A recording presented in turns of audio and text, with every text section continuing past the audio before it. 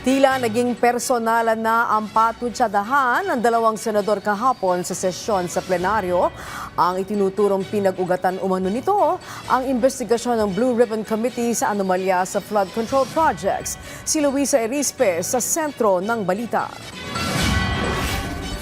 Dahil gusto din lamang ni Senator Marcoleta na lagi siyang bida bilang dating chairman man ng BRC o sa usaping West Philippine Sea o anumang issue involving China o dili kaya ay sa usaping restitution na mag-asawang Diskaya, siya na nga ang tunay na bida sa aking magiging pahayag sa mga sandaling ito. Sunod-sunod na binato ni Senate President Pro Tempore Panfilo Lacson ng mga resibo si Senator Rodante Marcoleta sa mga pambabatikos umano sa kanya bilang isang senador at bilang chairman ng Blue Ribbon Committee. Sa plenaryo kahapon, ito ang naging bawi ni Lacson kay Marcoleta matapos siyang unang batikusin ng senador sa kanyang privilege speech noong Lunes sa umano'y hindi nito pag-iimbestiga tungkol sa mga pahayag ng 18 ex-Marines at hindi paglalabas ng committee report sa flood control investigation. Anya, hindi na siya mananahimik. When the attacks shift from professional to obsessively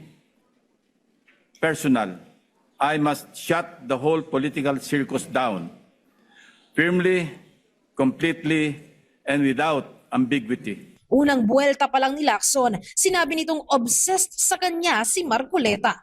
Isa sa dahilan, noong nag-privilege speech siya hinggil sa flood control kahit si Marcoleta pa noon ang Blue Ribbon Committee chairman. Nag-epal siguro. Yun ang pasikat, di ba? Yan ang sinabi niya, Mr. President. Mr. President, tulad ng kanyang motion to dismiss, nag-imbento na naman ng hilaw na rule si Senator Marcoleta. Binalik din ni Lacson ang tanong kay Marcoleta tungkol sa committee report. Bakit nagtataka si Marcoleta na wala pa hanggang ngayon ang report? Gayong nasa kanya naman mismo nakatenga ang mga dokumento dahil hindi pa rin siya pumipirma. Bakit ngayon ay maghahanap siya ng Blue Ribbon Committee report na nakatenga sa kanyang opisina noong isang buwan pa? Incidentally, as of yesterday, only Senator Bam Aquino has affixed his signature on the partial committee report. It goes without saying that I respect each and every member's decision when they will sign the report, if at all.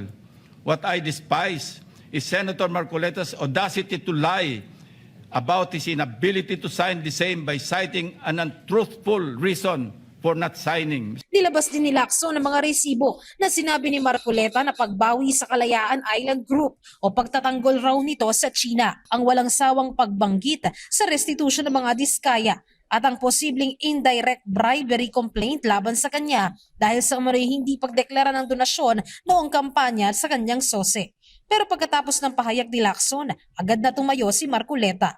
Imbis na sagutin ang binato sa kanya, nagreklamo ito na may favoritism daw sa Senado. Pagka po pala si Senator Ping Lacson na magdi-deliver ng privilege speech, wala pa po tayong nate-take up na kahit ano.